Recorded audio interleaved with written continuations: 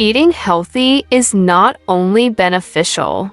Eating healthy not only benefits your physical health, but also has a profound impact on your mental well-being. The food we consume directly affects our brain's function and chemical balance.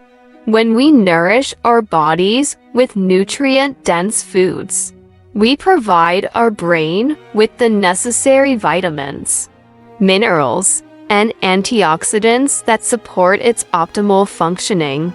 Research has shown that a diet rich in fruits, vegetables, whole grains, lean proteins, and healthy fats can lower the risk of mental health disorders such as depression and anxiety.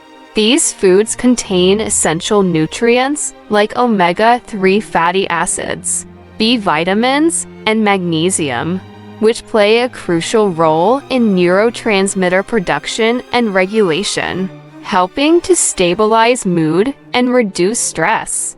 Additionally, eating a balanced diet can enhance cognitive function, memory, and focus, enabling us to perform better in our daily tasks and activities. So, by eating healthy, we not only nourish our bodies, but also nurture our minds, promoting overall well-being and a positive outlook on life.